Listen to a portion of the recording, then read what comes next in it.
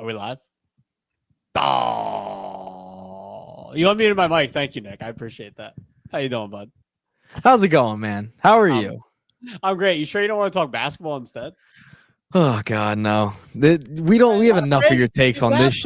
We have enough of your baseball takes. We don't need to dive into another sport. That just does not need to happen. Oh man, I mean that's GA contract.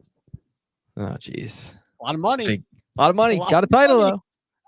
Doesn't matter. Got a title. I'm an SGA guy. But anyway, how's everything else going? How's your week going? You ready for fourth? What's going on, bro? Fourth's coming around. It should be a staple in Major League Baseball every single year.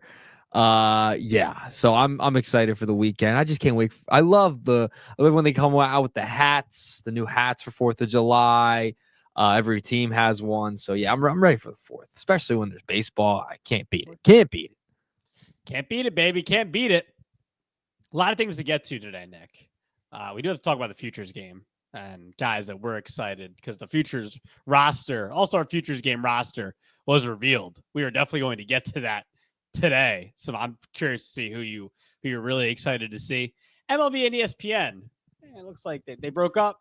We'll be trying to get back together. We'll talk about that. And talk about it.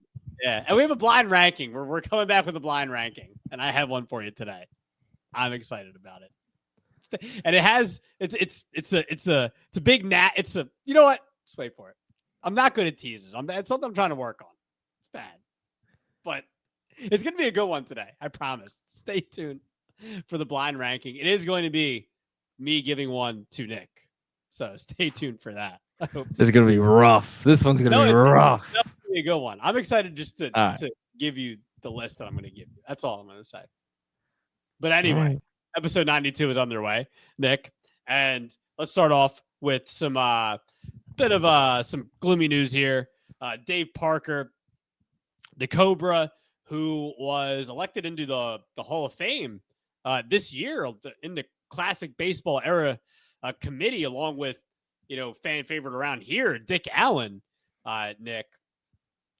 Dave Parker, unfortunately, passes away at the age of 74, within the last week after an extensive battle with Parkinson's disease.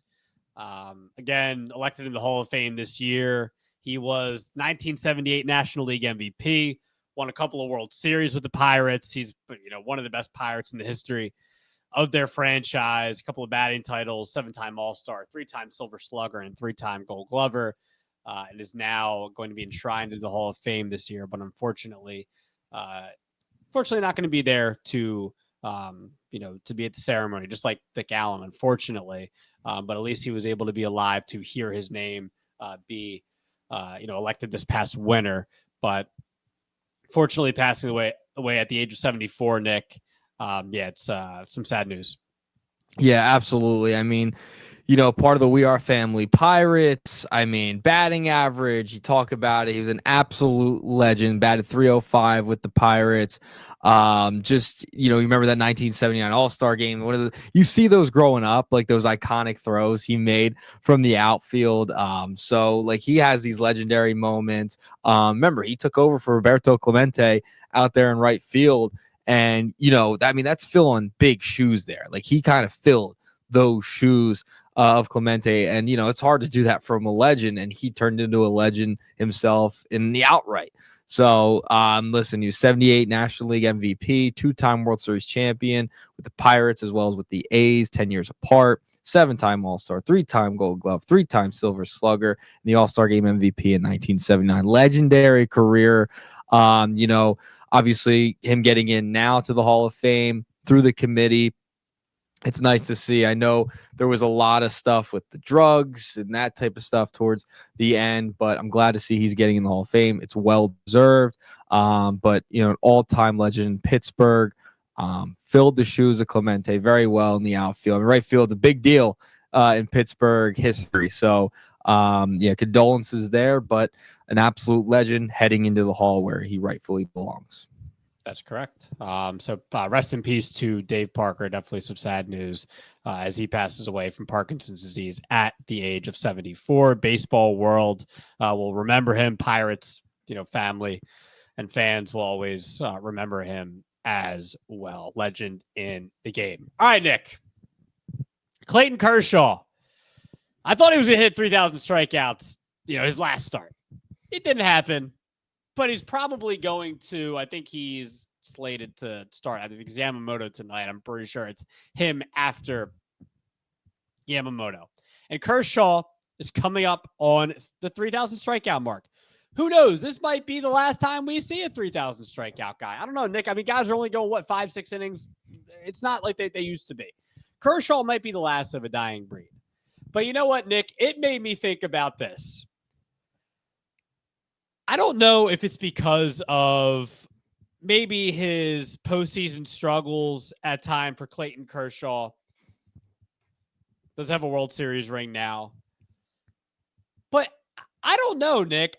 I think there's a conversation here that Clayton Kershaw hasn't been appreciated enough for his career, for what he did from the day he debuted with the Dodgers in 2008 until still pitching today. Now, last 4 or 5 years, I get the injuries that it's hard to be completely healthy your entire career, especially when you're a pitcher. It's a hard thing to do. Which makes what Zach Wheeler is doing right now, by the way, really, really impressive to see how elite he is at his age right now. But I don't know, Nick. I think Clayton Kershaw has been underappreciated. I think he has, and here's why. I look at what he did from 2009 to 2020. If you look at his numbers, Nick, ERAs of below 3 every single year besides one. Has 3 Cy Youngs, 1 MVP, led the majors in ERA 4 straight years in his prime.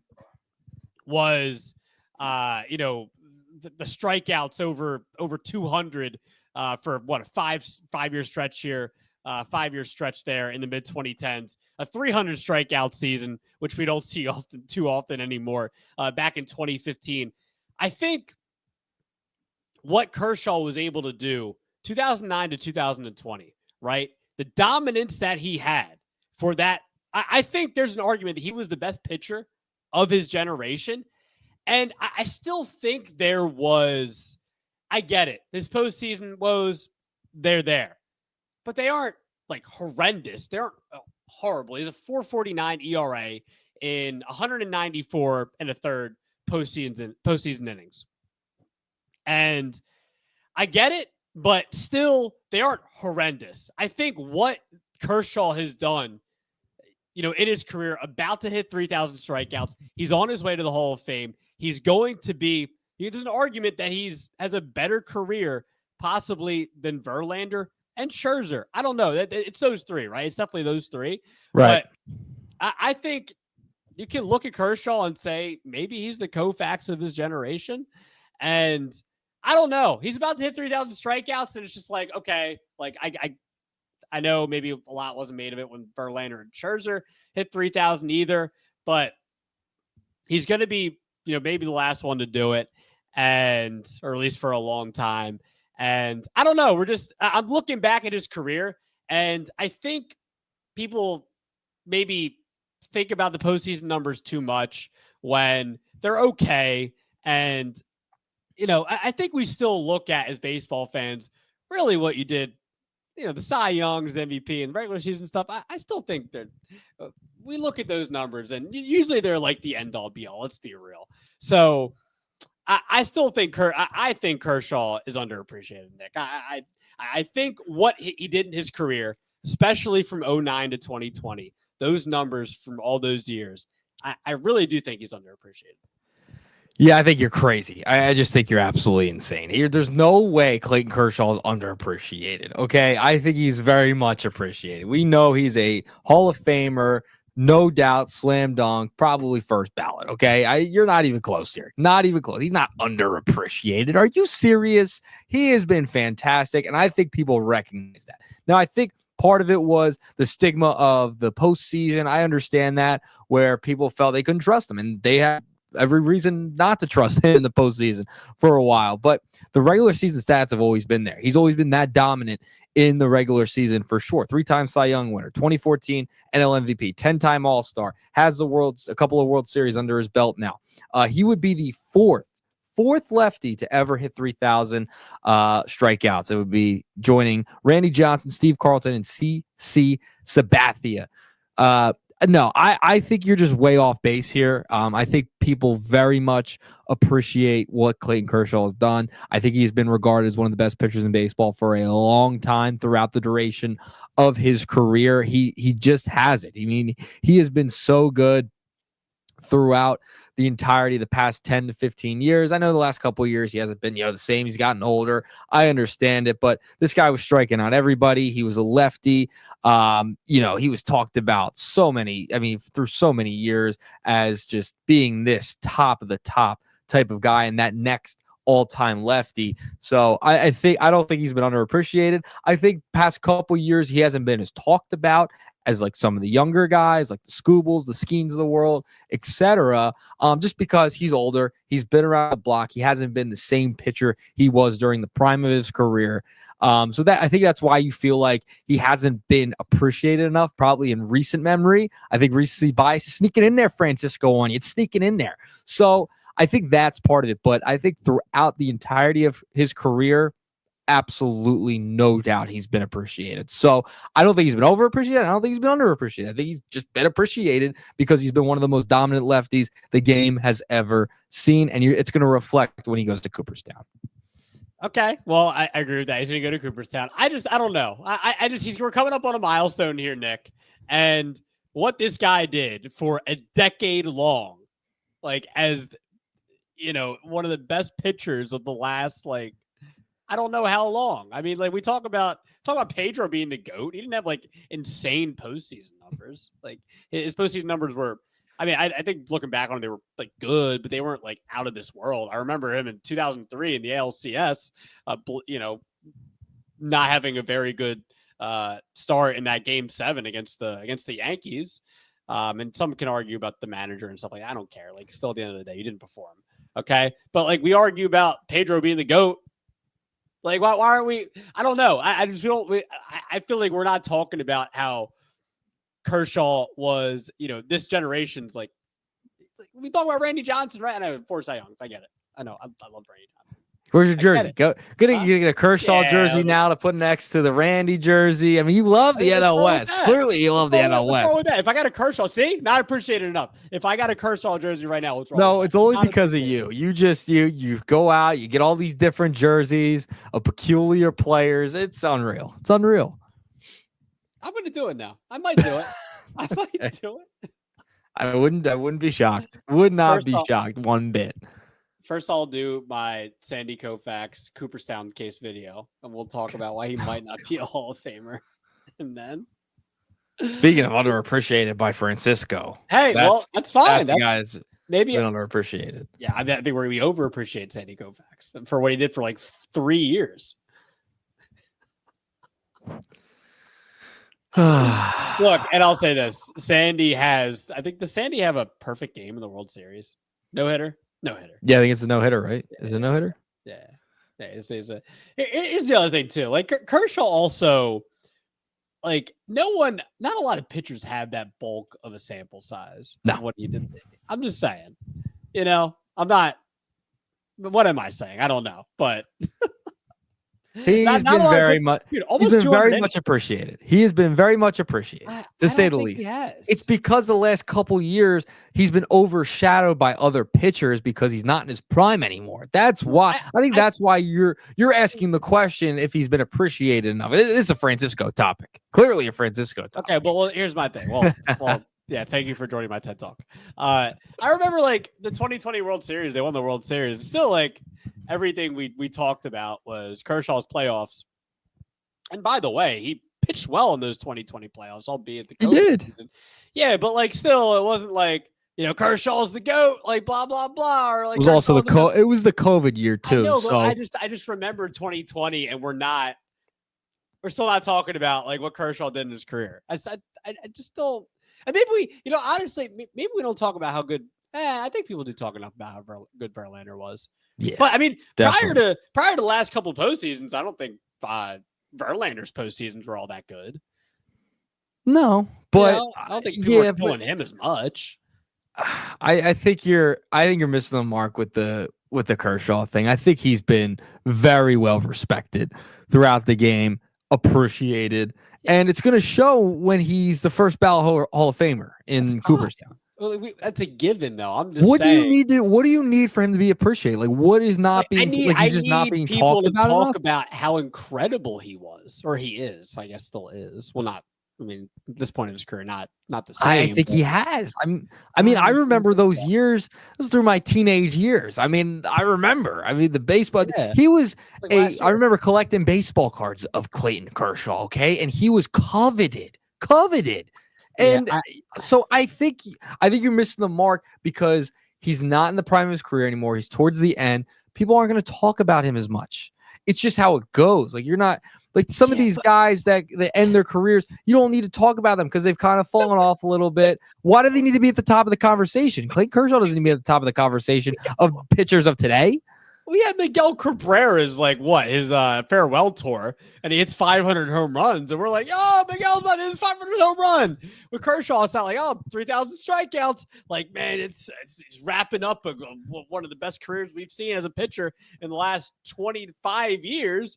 We're not talking about it that way. Miguel Cabrera, it's like, oh, let's give him a painting here. Let's give him some players ask for that, and it's the personality too of the player. That also, this is kind of with the Wheeler conversation. Is he appreciated enough throughout baseball? By the way, I don't think he is. I don't think he is. But he's at the top of his game, and that's what's crazy. Agreed. I'm just looking at Kershaw's overall, what he's done in his career, especially at his peak. I still don't.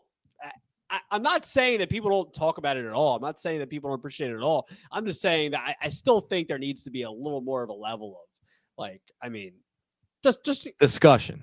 Yeah, I just think a little bit more Kershaw was so good, like a little more emphasis on it. That's all I'm saying. I'm looking at here, coming up on 3,000. I'm like, oh, people aren't really I don't know. I just doesn't feel like the bar there. I get it. I get the postseason thing. There's a little bit. I think there is something to it, but I still think it doesn't merit not discussing him as one of the best, out of him, Verlander, Scherzer, since Randy and Pedro of that era. I just don't think it's discussed enough. That's just how I see it. All right. I totally disagree. I disagree. I think it's just because he's not the same level he once was. And there's, what is Kershaw? And is Kershaw at this point in his career, is he interesting? Is he interesting right now? The 3K is interesting. Yeah. Well, once that's over, and once he gets it, it'll be a story. It'll be talked about. And then I think people will look at it like, oh my gosh, this is one of the best left-handers we've ever seen. So once he gets there, crosses the milestone, I think that's when you'll get the appreciation you're looking for. Okay. I hope you're right. I'll be monitoring. If I don't get the appreciation enough, man, I'm gonna come after you. All right. I don't know. All right. Well, I don't know what your scale's at with this, but guess we'll find out. Yeah, it's no appreciate. You don't appreciate Aaron Judge. You don't appreciate Clayton Kershaw. I do. I appreciate Aaron Judge. I appreciate Aaron Judge. No, you don't. You don't. It's okay. I think he's overappreciated. I don't appreciate Cal Raleigh either. 33. What? Now. Yeah, I don't know. I feel like whenever we've been doing the show prep for the last month or so, I'm like, yeah, let's talk about this Cal Raleigh home run. You're like, yeah, it's fine. I appreciate Cal Raleigh. I appreciate him more than Aaron Judge, honestly. See, you shouldn't be doing that. That's the problem. What are you doing? He should get maybe he's the real MVP, honestly. Settled out. Yeah, 5 days after we did our midseason awards. By the way, check out our last episode. We did our midseason awards. We will be we'll be tweeting out and posting our midseason awards from the last episode on social media. But go check out the episode to find out who. Gotta make a change to mine. Taking my Aaron Judge MVP back. Do you want me to change it? I will change it. I'm good. No, you can leave it. You can leave it. I appreciate him. I appreciate him enough. Yeah, enough. You don't appreciate him enough. Gosh, guys. him and Kershaw are through the best we've seen the last like however long, and you just want to sit here. They're all appreciated. They're all very much appreciated. Who we're going to talk about in a little bit. You want to talk about? I guess we'll get to the meat and potatoes here. Let's get to the meat and potatoes. Real quick, what I had for dinner, Nick, because it's what we do. I had an Italian hoagie. Oh, going hoagie. Hoagie. Yeah, Hoagie mouth from Delco. Nice. I went tomato pie and ramen. Always eating pizza. Tomato pie and ramen. You're eating the like 13-year-old diet. Grow up. Tomato pie and ramen. Had leftover tomato pie in there. Tomato pie. By the way, I'm gonna say this out to the audience too, because I'm curious. I'm actually curious about your take on this, Nick, because I don't know if I've asked you in the past, but when people, I've mostly noticed that old people say like Monday and Sunday and Tuesday. They do. And potatoes. But I've been told it's a Philadelphia accent type of thing. I think it's an old people thing. I think it is. Yeah, I think it is. I'm with you there. I think it's an older generation thing. I'm surprised you're not saying it yet with your gray hair, with your grays coming in. Right, yeah. Over 30. Oof. Yeah. You're going to be saying Monday, Tuesday, and Wednesday soon. So someday you're going to appreciate Clayton Kershaw's bad. I appreciate Clayton Kershaw. I got plenty of Clayton Kershaw rookie cards to prove it. That's cool. That's great. You're a baseball card collector. That's what you do. You should have some. Anyway, very much appreciated. Anyway, meat and potatoes. All-Star Futures game roster, Nick, has been revealed. Do I want to read off everybody here? There's like you don't have to. We can hit the headliners. Let me just give some names in here. So Andrew Pater's not going to be pitching in the game, I believe, but his name is on there. Some names to look out for. We'll get to them. But we have the kid from Seattle. His game is escaping me. It's switch pitcher, Durangelo. How do you say his last name, Nick? Durangelo. It's like Sinjanti. Yeah. I can't say it right now. I'm sorry. Max Clark for the Tigers. George Lombard Jr. from the Yankees. Sebastian Walcott from the Texas Rangers. Harry Ford, who I remember, I believe, from the British team from the WBC a couple of years ago. I want to say that's right. Also, Leo I can't say his name either. Wow, this is bad prep by me. DeVries from San Diego. We got also, is it Jesus Made or is it Jesus Made? I think it's Jesus. It's Jesus. It should be Jesus Made. Should be. Eduardo Tait from the Phils. There's a lot of names here, Nick, from the Futures game. Just give me some players you're excited to see in the Futures game. Yeah, so I mean, listen, you have 50 top prospects, 31 of the top of MLB Pipeline's top 100, 9 in the top 22 overall are going to be playing in this game. JJ Weatherholt's the name I'm looking at. Braden Montgomery from the White Sox, another name I'm looking at. Eduardo Tait from the Phillies is another name. Young cat I'm watching for in this game. So a lot of interesting prospects. You're seeing a ton from the top 100. So, I mean, you have 31 out of the 100. That's pretty solid. It's a lot of talent that's going to be played in this game. I look forward to this game every year. You have Chipper Jones managing the NL All-Stars. Marquise Grissom is managing the AL Futures. So very cool. Fred McGriff going to be on the coaching staff. Tim Hudson, Andrew Jones, Mark DeRosa. So it's going to be a fun game. Like these young guys all over the place. Some big names are coaching in this game. I think it's going to be really cool. And a quick stat for you is that 87% of the participants that play in a Futures game eventually make it to the Major League Baseball. Make it to the majors. I mean, they usually make it to the major league level. So Yes, this is a fun game. These are guys of tomorrow that you're going to see. Some of them you're going to see very soon. So those are the names I'm looking at, and some of the guys that are coaching, some of the legends that are coaching these guys in this game. I like it. So for me, there were the three names I picked out. I'll definitely go with what's his face from Seattle, Durangelo. The switch pitcher, I think it's like an obvious one. It's just exciting. Yeah, it's easy. Exciting right now. I don't know how much it's going to like die out of its excitement because of them being a switch pitcher. Not that it's not cool, but how long is that going to be cool? I don't know. It's cool. It's new. It's fresh. It's fresh in the mind. It's cool to watch. But I think he has to, in general, just perform as a major leaguer, someday for that to be really like intriguing after that. Not to say it's not intriguing right now, obviously, but I think he's right there for me. Max Clark's an obvious one for me. Max Clark he's one of my just favorite prospects right now to watch. Every time I feel like I'm able to watch him, he's always doing something, whether it's speed wise, whether it's, at the plate, whether it's in the outfield. I remember watching spring training I think he made a diving catch and was able to double up somebody right off at second. Everything intrigues me about Max Clark's game. So I'm really looking forward to seeing this is obviously just, what prospects we're excited about in general. Not just this game, but I would say in general, Nick. But Clark, excited to see what he's going to do in this game and, going forward. Sebastian Walcott. I think that's how you say it. It's not Walcott because that would mean that I don't know, but it's definitely Sebastian Walcott. And right now, he is the 9th ranked prospect in baseball.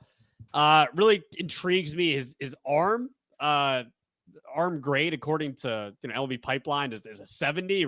His power is 65. It hasn't necessarily come along for him, his power yet as a prospect just yet, but really looking forward to seeing what he's going to be able to do, but especially, in this game.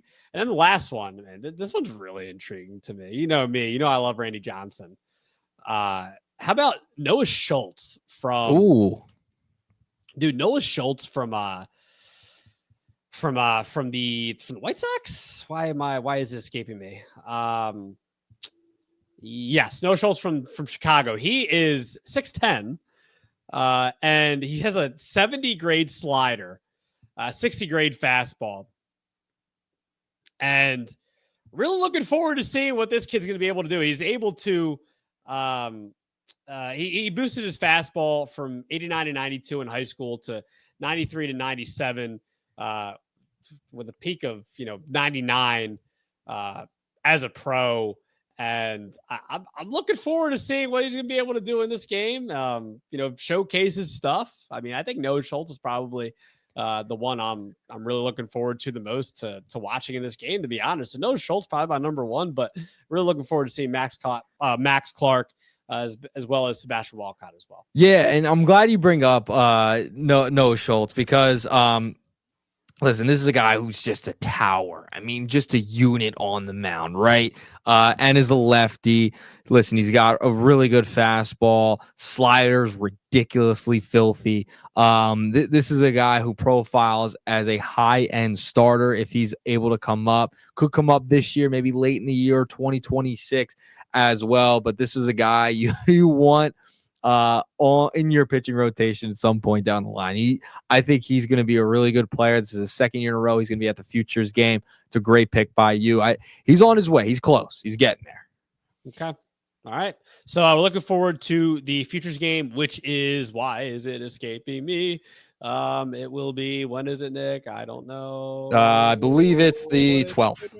12th, July 12th. Yep. So the weekend of the All-Star. Yep, so you're right. Saturday, July 12th, Truist Park, 4 p.m. Look at that. It'll be live on MLB Network, as well as MLB TV, MLB.com, and the MLB app. So really looking forward to the Futures game.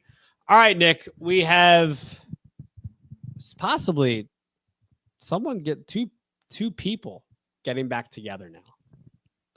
ESPN and MLB had what the Athletic called a contentious breakup earlier in the year. I know that MLB had been in talks with NBC, Apple, and Fox, had been linked to, parts or all of, the current package.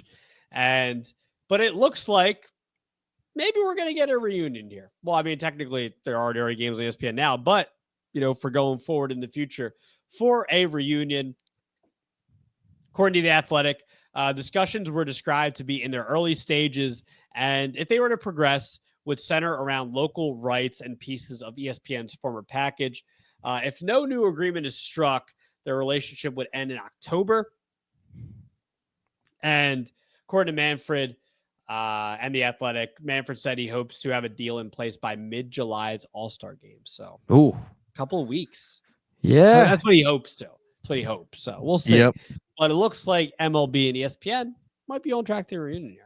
Could be. I mean, listen, they've been together for 35 years. I mean, it's like, whoa, if they lose baseball, if MLB and ESPN aren't together, I mean, it's another big player. You just saw the NBA and TNT. They broke up, right? So, like, you're seeing a lot of these media deals come to an end, and now new ones starting to take fruition.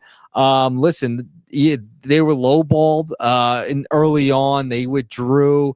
MLB called ESPN a shrinking platform, so it got nasty between these two parties. There's some rumors that MLB TV could be integrated in the platforms like ESPN Plus, things of that nature that's coming up. But yeah, you hit the nail on the head. I mean, they have until October to get this done. This is just fascinating because baseball's in a really good spot right now too, and I feel like they would have more leverage than ESPN does. But I mean, listen, ESPN lowballed them at first. It was $550 million.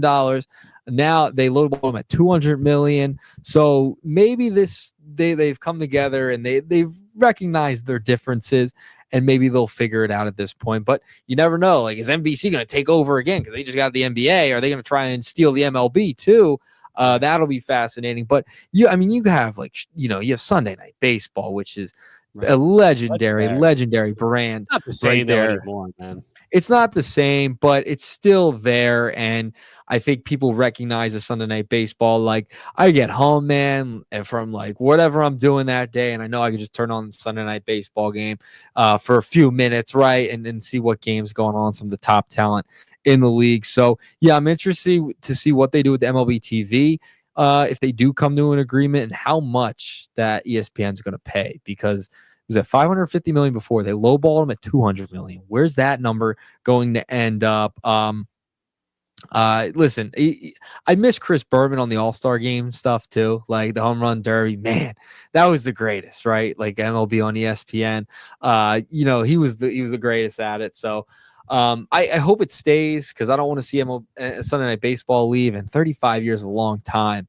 You're going to divorce after 35 years. Come on now, Fran. I can't see it happening. But there's some of the angles that I'm interested in seeing, and if they get it done by July, very, very, very interested to see if that actually happens. Yeah, it's close. It's July 1st at the time of this recording. Yeah, for sure. So I mean, look, I'll just be honest, Nick. It's not the same anymore on ESPN. It's not. They don't have great crews. Where do you want to move it to? Somewhere else. Let's see what they got. NBC. I like Fox. What about Apple? Oh boy. I mean, we do have Apple. Go to streaming. Go right to streaming. What about Netflix? What if Netflix slid in there? I mean, Netflix is getting everything. They're getting everything. I mean, it's where we're going, man. It's where it's headed. So you're gonna see a lot of these deals taking place with a lot of the streaming companies too. So something to watch for. Yes, it is. So let's round out the meat and potatoes. And I know you are excited for this.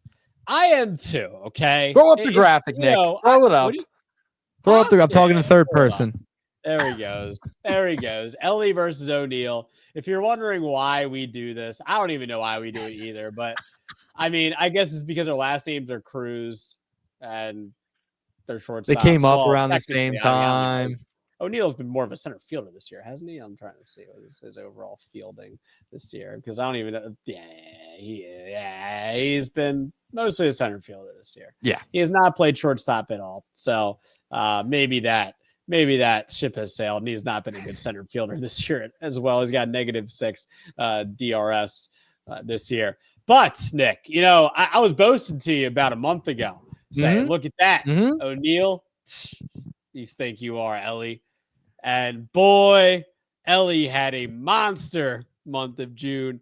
Oneil Cruz did not. It was the complete opposite.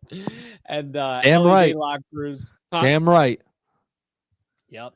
And Elly had a monster month of June. He had 7 home runs. He had 344, a 427 on base, 656 slug with almost an 1100 OPS, and he has some pretty good numbers on the year now. Nick has 18 home runs. Yep. He has 858 OPS. But he's not Oneil Cruz, though. He's not leading the National League in stolen bases. He's not leading the majors in strikeouts.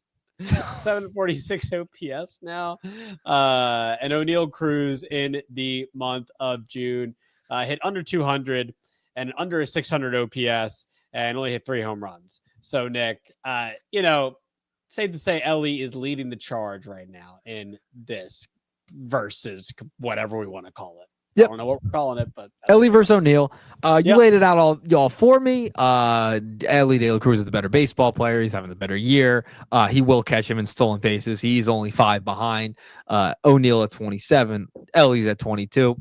No problem there. We'll take over that as well. I mean, Elly's just, month of June is absolutely ripping it. And he's coming to Philadelphia. The Cincinnati Reds playing the Phillies very soon. We might have to go to a game together. We might have to go to a shift game together or something. So we'll Sunday. I'll be there this Sunday. I told you before the start. Let me know.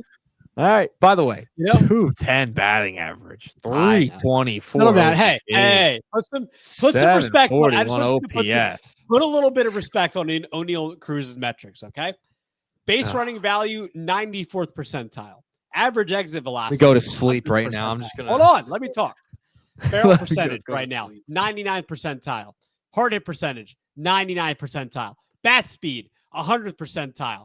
Walk percentage right now, 13.8%. Still, look, all I'm saying is put some respect on Oneil Cruz's name. He's still fun to watch. While he did not have a good month of June, he is still an exciting baseball player to watch.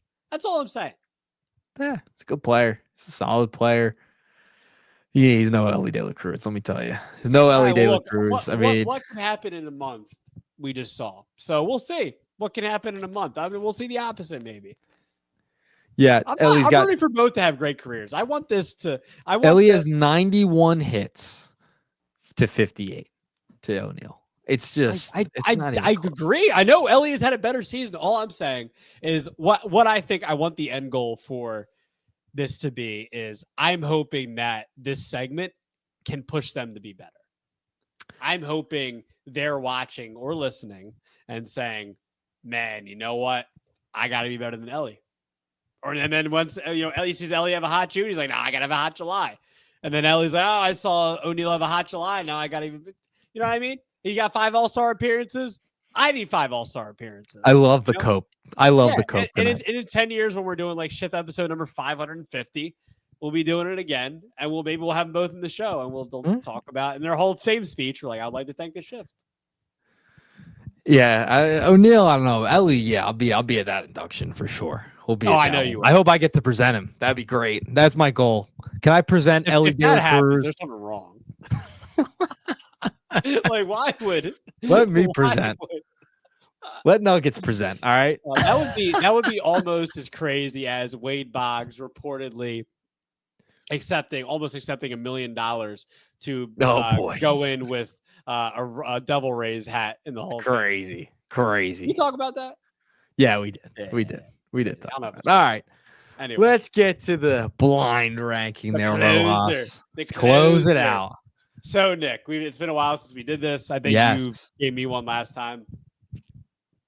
And I enjoy it from both sides. But I think I've come to the conclusion I like being able to give you the list for you to do. All right. So, and I enjoy this one because, I did a little bit of not even like real creativity, but I was thinking, oh, today is this day. So today is, it's Canada Day, and the Blue Jays had a monster day. It is. They beat the Yankees big time. George Springer had a monster day. It is also Bobby Bonilla Day. See, it's also Bobby. I didn't even think about that. Why didn't I mention that on the show yet? Or it's Bobby Bonilla Day too. Happy Bobby Bonilla. Happy Bobby Bonilla Day. 40 minutes to get in the show, but I mean, look, it's been mentioned every year. Yeah, every year. So I feel like it's lost its luster. I don't know why this year it lost its luster this year. I don't know why. The last couple of years, though, I don't disagree. The last couple of years, it's faded a little bit. It has. Well, the more we get closer to it, or look farther away from it, it's right. What when's the last year of it? 2035. Yeah, so like that'll be a big year. That'll be a big year. Like 2034, we'll be like, oh, one more year, and then we'll get to it. And then that'll be it. So anyway, so going off of Canada Day, Nick, I have for you. I need you to give me. I want you to rank these best seasons ever by a Canadian baseball player. Oh, and there's some good ones here. And I didn't know first. At first, I thought about it. I had the idea, and then I looked at the Canadian-born players. And I was like, oh, wait, there's some good ones here. So I'm going to start this before I say two. And I will let you know, these are all MVP or Cy Young seasons. So it's not going to make it like too tough. Not going to make it like that crazy. All right. So let's start.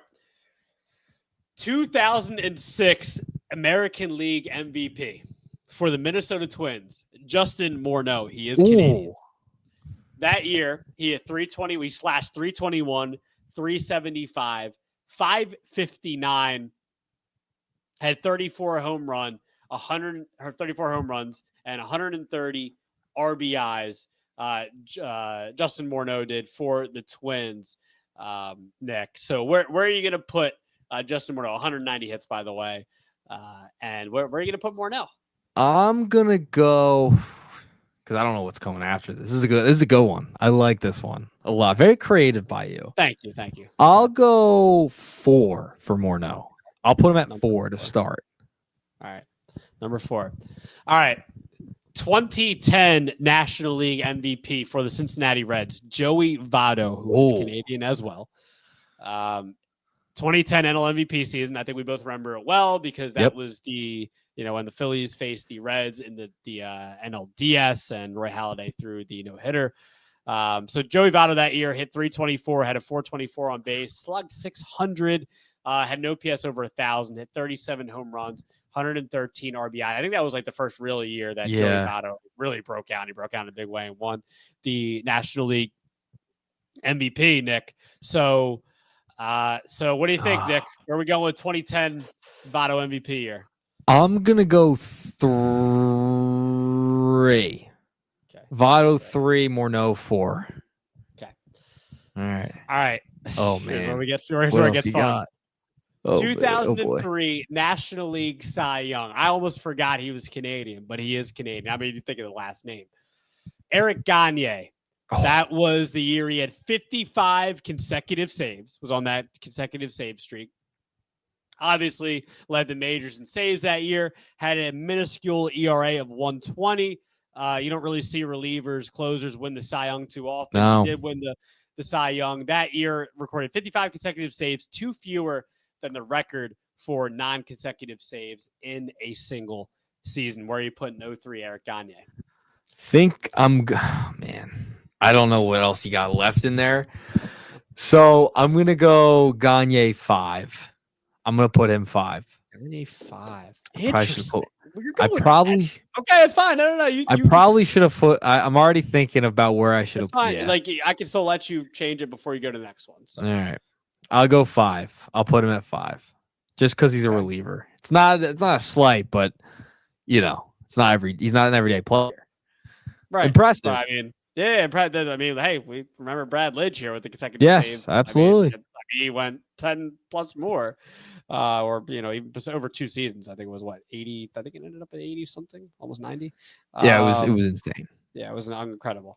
Eric Gagne. So you got him at number 5. Okay, I'll put him at 5. Okay, it's another crazy season, another wild season. This is one of my favorites too. He's a Hall of Famer. Yeah, I think he was the second Canadian-born Hall of Famer to go in the Hall of Fame. The first one is actually on this list too, and he'll be last. Maybe I shouldn't have given you that hint, but I actually don't know if you still think, no, I'm talking about 1997 National League MVP. I don't think this MVP season gets talked about enough. Underappreciated stuff. I might have to do like a list of like 50 of underappreciated things in baseball. Actually not a bad list for a video or something. I don't know. But 1997 National League MVP, Larry Walker, Nick, who was a monster in the steroid era for the Rockies. 1997 NL MVP season, hit 366, had a 452 on base, 720 slug. It's unreal. 49 home run, 130 RBI. I forgot to add how many stolen bases he had that year, too. I mean, I got to look it up real quick because I forgot. I'm mad I forgot to put that. I think he had 33 stolen bases to go along with that. Almost had a 10 baseball reference WAR, Nick. Gold Glove and Silver Slugger. Not to mention how good he was at the plate. He was also an incredible right fielder. Big reason why he's in the Hall of Fame. Yeah. Nick, where he got 97 NL MVP, Larry Walker. I think I'm going to put him 1. I'm going to put Larry Walker 1 on this list. I think I depending on who you have last, I think I'm not going to be too disappointed in this list, depending on who you got next. Okay. I'm not. Yeah. I mean, his 97 MVP was ridiculous. Ridiculous. You actually weren't born yet, so yeah, no. I can actually use that line. Okay. Excuse me, I was about to burp. Nope, not going to. So that's how you go to number 1 here, or the first one. Attaboy. Way to lead in. I got something right there. I don't know what it is in my chest. I got something. Way to lead in. I don't know. That's how we do. So 1971 National League. I know. I'm going back a ways, but I couldn't not have this guy on the list because of what he did, for Canada and everything. And he was drafted by the Phillies, by the way, and was traded. And I think he's in one of the most infamous trades, I believe. The history of the franchise. Maybe that's Ryan Sandberg, but Fergie Jenkins, 1971 National League MVP year, Nick. He had 24 wins that led the National League, had a WAR over 10. It's more than Larry Walker had that year. Had 30 complete games, led the National League with 325 innings, had 263 strikeouts that year, won the Cy Young, finished 7th in MVP voting, led the majors in walks per 9 innings, led the National League in batters faced, Nick, where he got 1971. I mean, he can only go one place. I can only go one place, so I'll throw him 2. So I end up going Larry Walker 1, Fergie 2, Votto 3, correct, or no 4, and Gagne 5. I don't hate that list, actually, off the rip. I don't hate it. Well, I think I will say this. I think Gagne 5's too low, man. I would probably go Gagne 4? 3. Nah, I can't put him at 3. I'd probably put him 4. Yeah, I'm not. See, I guess my only issue is I think I like where you have Votto. I like where you have Walker and Jenkins. I think you need to swap. Big Morneau. That's fair. Yeah, I think that's fair. 3. I just think what Gagne did in that time period it's ridiculous. True. I know he's a reliever. But still insane. Yeah, I'm not mad at the initial blind ranking at all. I think that was pretty solid. No, initially, I think it's not bad. I would have gone personally if we're just we're talking about this just to wrap it up. I probably would have gone Walker 1, Jenkins 2, which you had. Votto 3. Yep. Gagne 3, Votto 4. Wow, and then Votto 4. 5. Morneau definitely. Okay. Morneau a good year. I don't know. There's arguments that Morneau. Yeah, that was a good one. Great job by you. Creative. Yeah, it was creative by you. I was like, well, no, I'm about to sneeze. I think I'm about to. Usually when I sneeze, when I say I'm going to sneeze and I don't sneeze. But anyway, so good job by you on doing that ranking. Yeah, that was fun. I told you I was excited for that one. So that was a good one. I expect you to come back with some fire on the next one. I will. Next episode. Let's do another one next episode. How about that? Okay, you to me. Next episode. I got you. All right, cool. Nick, that's all I got. That's all we got. Hey, all we got. All we got. Episode 92 of The Shift. We'll be back soon. Stay tuned. I'm pretty sure we'll see.